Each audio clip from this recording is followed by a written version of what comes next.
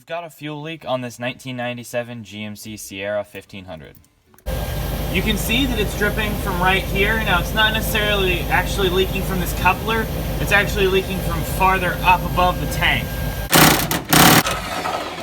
By removing both of those straps, we have access to the top of the tank. These fuel lines connected to the fuel pump assembly were just so rusty. Some of them just snapped on their own, and then some of them I just cut. It's a lot easier to pull it out that way without having to undo the rubber lines. And this is definitely going to be replaced. I mean, I probably, if I wanted to, just pull these off by hand. The rust is just so far in there. We need to pull this ring on the outside here off so the assembly can lift out.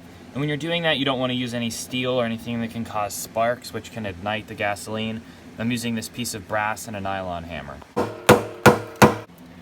I don't like to use a steel screwdriver, but it's really the only thing I can get with reach that'll catch on that tab and I can tap this out.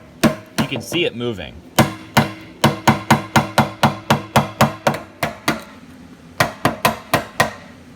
With everything loose, I can pull the ring off. Before I open this up, I'm gonna try to blow away as much of the little pieces of rust and things that I can so it doesn't fall into the tank.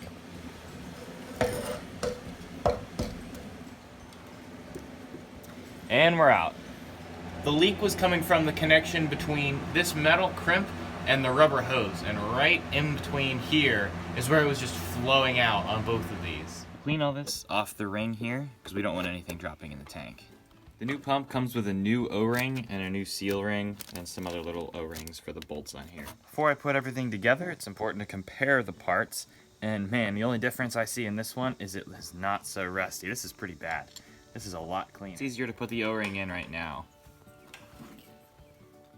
Start to thread everything in. You don't have to worry about putting this in incorrectly because there's two tabs, one on each side, that fit on this ring.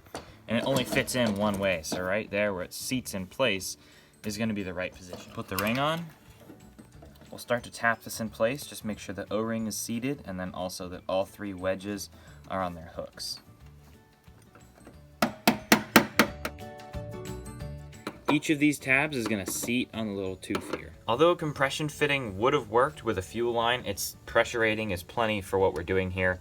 I feel more comfortable with a flare just like that. It's about the same price, and I think that is a more permanent and more secure way of fitting this together.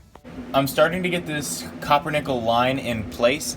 I decided to just go from the fuel filter back all the way copper nickel. Instead of using this old style fuel line that has the steel line and then a steel crimp, then a rubber hose that goes up to the fuel tank, I'm just gonna use a bit of extra nickel copper and make that go all the way up to the fuel pump, because this is where it leaked last time, right at this joint between the rubber and the steel, and it just rusted, and I don't want the same problem to happen again, so I'm just gonna run the nickel copper right up into it. I've got all the fuel lines hooked up to the tank. With all the fuel lines hooked up, and before the tank is completely bolted back up into its position, let's start the truck and make sure everything runs and I don't see any visible leaks. Now that started a lot faster. It was almost instant, probably like 2 cranks over and it was already going. That fuel pressure is holding, so there's not any small leaks in the lines, and that's pretty impressive.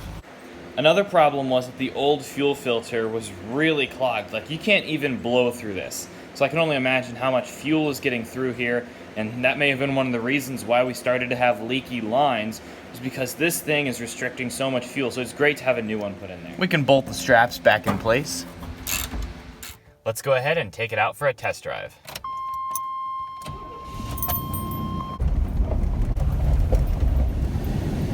With the new fuel filter in the truck, it's gonna run a lot better, and also there's gonna be a lot more free-flowing fuel in the lines. The issue that we had last time was where the rubber met the steel crimp on these fuel lines, that's where it was leaking. There was just so much pressure and so much fuel being clogged up by the old filter right here, and that eventually ended up just blowing through the line. Though it's really good to have a new fuel pump assembly with all this rust that was getting ready to fail anyway.